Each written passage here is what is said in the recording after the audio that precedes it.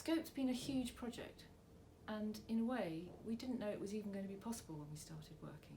It's the product of actually building relationships with partner bodies, which is why it's been done by the collaboration.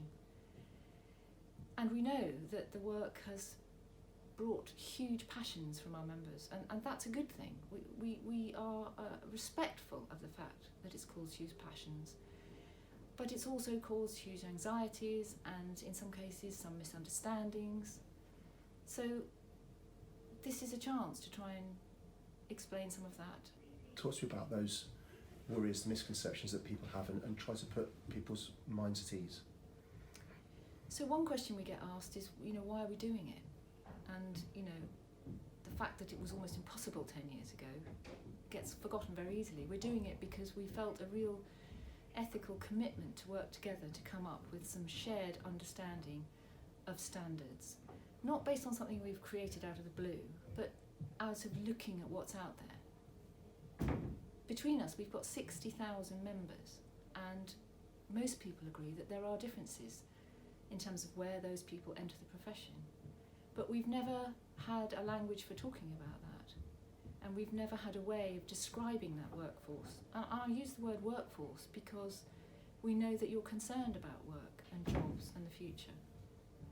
So it was in some ways a very limited project to say, let's just map what's out there and see what it tells us about our members and how they enter the profession and what sort of standards and competencies are attached to that.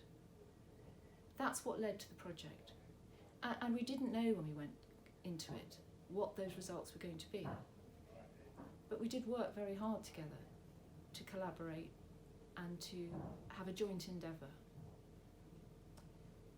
So what we have now, for all its faults, and I'm sure it's full of faults and you'll tell us what those are, is a way of actually describing our workforce, perhaps not with the sorts of titles attached that have caused so much unhappiness and pain, which really enables us to talk about your skills, your knowledge, in a way that is differentiated, and that offers opportunities.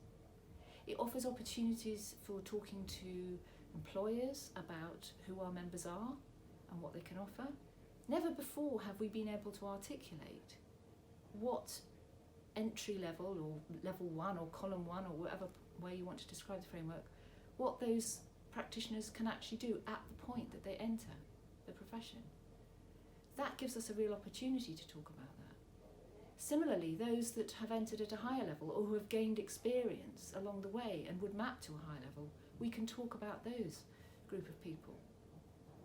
The focus is on trying to match the skills to the needs out there in a way that's also understandable to people who sit outside our profession. That's a tall order. And competence frameworks, well, I know there's many people who would say, you can't capture what happens in a therapy room by having lists of competencies. And I'd be the first to agree. I'm a therapist, I'm still practicing. But there is a general understanding out there that it offers an architecture on which you hang what you actually do in a way that's intelligible to people who aren't therapists. It doesn't capture the relationship, it doesn't capture the moment-to-moment interaction, but it does capture something that enables us to talk about that to other people.